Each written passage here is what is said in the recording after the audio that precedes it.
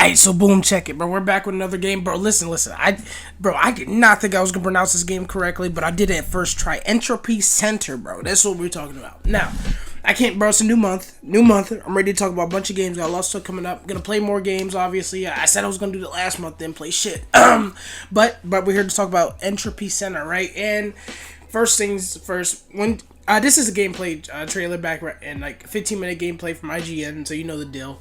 But looking at it now, especially because Atomic Heart is coming out soon, or well, it was just recently talked about again, so it's fresh in people's minds. This obviously gives me some Atomic Heart vibes, especially when they're going through this like factory slash like you know. Obviously, it's giving off some Half-Life vibes, and it got that freaking it got the quote unquote gun, but instead of a Portal, it reminds me of Portal 2. Instead of Portal, it has the rewind ability, which is like very reminiscent of Life is Strange a little bit. Anyway, so enough about what games it looks like and what games it's like.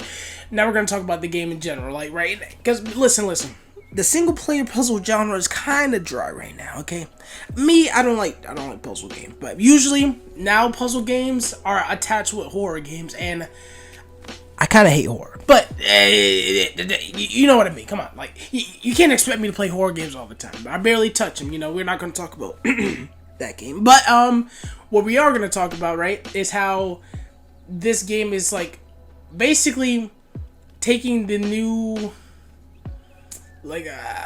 it's going into a new like precipice, right? It's taking the script of the Portal games, right, 1 and 2, and it's having this own like the rewind ability, right? And this is like what games are based off of.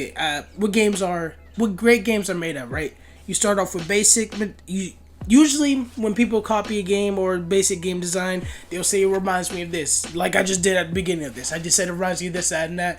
But obviously, adding something new can change the way that it feels to like a way higher point, right? And it can also move the genre, right? Look, when Life is Strange came out, it was so loved because of the mechanics and the story, right?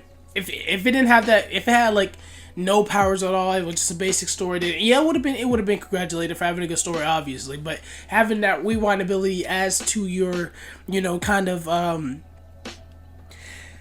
like, bro, you wish you had it. You know what I'm saying? Like, bro, if I had rewind abilities, my life would be greasy street, bro, straight easy. I ain't gonna lie. But having something like that in this game where you can rewind a certain portion bro, you can rewind the portion to go backwards. That's basically the gist, right? And you're going through this ruined factory.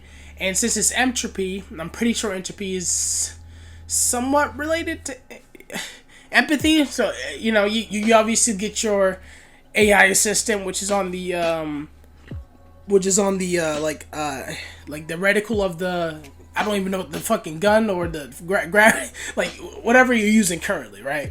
And it also tells you the meters of like, it tells you everything you need to know is on the gun. Like, it tells you if you're gonna rewind. So like you could place something at an A spot and then rewind it to B, and as long basically the puzzles could get really confusing, right? And I'm really glad to see more games are taking this more subliminal kind of like, it's not an art style, but it's more like a feeling. I know Subliminal was its own game, but it's like it's like the Half-Life series, like the Beginner's Guide, the Boneworks.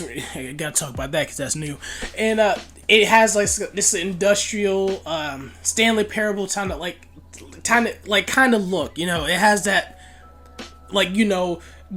dark gray walls, factory or slash like office space kind of like modes, like the pop-up text to explain. And for some reason, I think that just having a subliminal kind of like feeling gives a lot of people reminiscences about like certain aspects of either gaming or life in general. That's like, oh, this feels familiar. I'm in this place of like familiarity. You know what I'm saying? Like very intricate, and that's the way that most of these single player games can pull audiences. That's why Backrooms is so popular right now, because before Backrooms, the like kind of like in its lane kind of thing was SCP. But now I'm seeing like similar things to SCP going on in Backrooms, because it's literally just office rooms, and it's familiarity is kind of has that what's it called,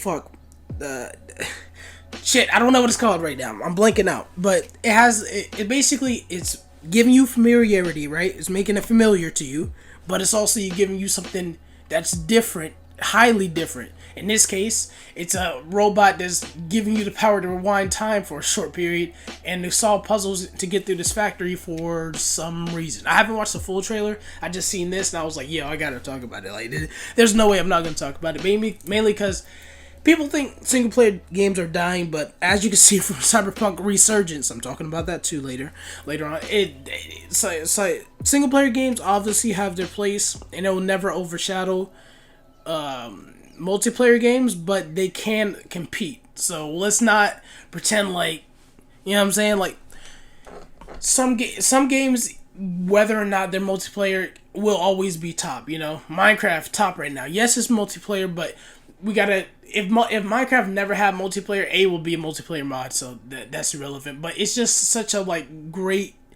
It's such a like. Wait, yeah, Tetris.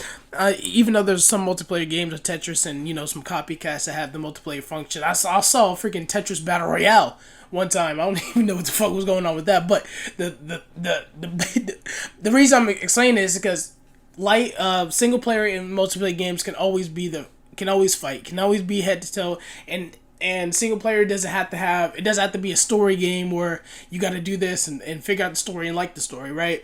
It can be also an action game. I just seen some more Mirror's Edge popping up, and even though that game is really old, it still has that same like. It has that quality, like, yeah, this is Mirror's Edge. Like, you can tell. It has a subliminal kind of feeling, too.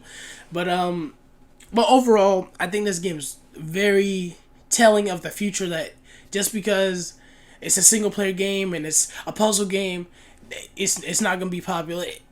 As long as you put elements into it and it's a good game, and for some reason people are obsessed with graphics in all types of games.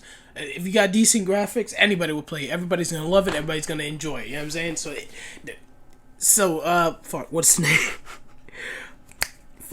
Something center, bro. Tell me the name. Just tell me the names real quick, so I don't like what the fuck. What the fuck is the name? Oh shit! Hold on.